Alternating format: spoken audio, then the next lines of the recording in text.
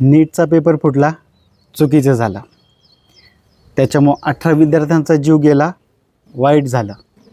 लोकशाहीमध्ये काही चुकीचं झाल्यानंतर लोकशाही पद्धतीच्या ज्या काही मार्ग असतील त्या पद्धतीनं उपोषण करून त्याचा जाब विचारणं बरोबर आहे. पण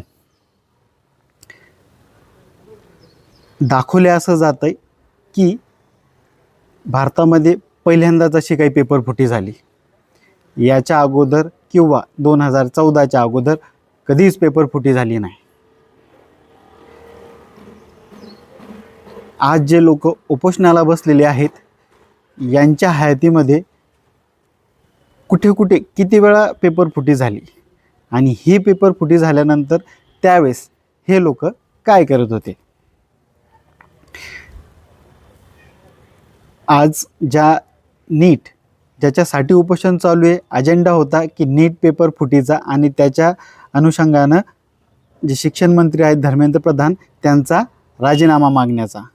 पण ज्यावेळेस त्या मंचावरून नीट पेपर फुटी हा विषय बाजूला राहून मग तिथं राजकारण येतं, मग तिथं कुठंतरी संशयाची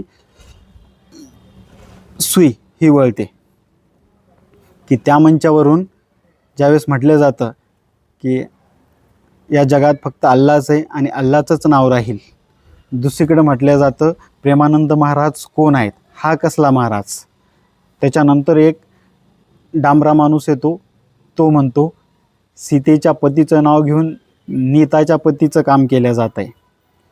म्हणजे इथं या मंचावर आल्यानंतर तुम्हाला हिंदू विरोधी जे काय गोष्टी आहेत त्या चालतात, बाकीच्या धर्माचं तुम्हाला गुणगान गालेलं तिथं चालतं आहे, फक्त नावं हिंदू धर्माला ठेवायची आहेत.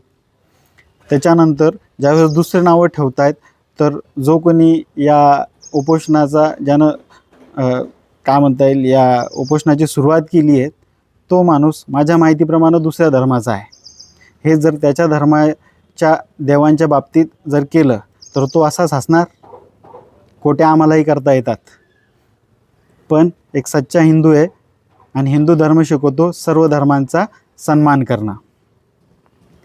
ज्या नीट फुटीमुळे 18 विद्यार्थ्यांचे जीव गेलेत, त्याच ठिकाणी त्या मुलांचे फोटो लावून त्याच्यासमोर बिभत्स पद्धतीनं नाच गाणं चाललं आहे.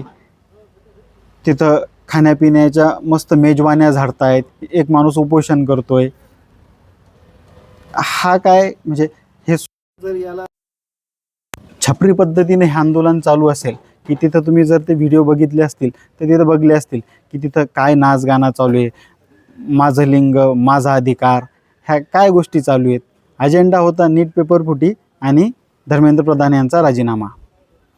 आणि मग इथं परत एक संशय येतो की जो माणूस आज रोजी उपोषणाला बसलेला आहे त्याचा काही सरकारकडून काही दुखावला गेला आहे का, याच्या काही संस्था होत्या का, आता त्या संदर्भात काही पैशाचे जमिनीचे वाद आहेत का, आणि ही संधी सापडून तो त्या संधीचं सोनं करतोय का. बऱ्याच वेळा तुम्ही किती बरोबर असा पण तुम्ही चुकीच्या लोकांसोबत जर उभे असाल ना तर तुम्ही चुकीचेच ठरता. त्यामुळं हा जो काय उपोषणाचा प्रकार चालू आहे हा किती खरंच यांना कळकळ आहे की नीट पेपर फुटीच्या विद्यार्थ्यांना न्याय मिळाला पाहिजे किंवा किती हा त्यांच्या राजकारणाचा भाग आहे. आज तुमच्या हातात मोबाईल आहेत, इंटरनेट कनेक्शन्स आहेत. मी म्हणतो म्हणूनही याच्यावरती विश्वास ठेवायचा नाही. स्वतः इंटरनेटवर जाऊन हे तपासायचं की या देशात याच्या अगोदर किती वेळा पेपरफुटी झाली आणि ती पेपरफुटी झाल्यानंतर कोणी काय काय उपाययोजना केल्या किंवा कोणाला शिक्षा झाली किंवा काय कारवाई झाली.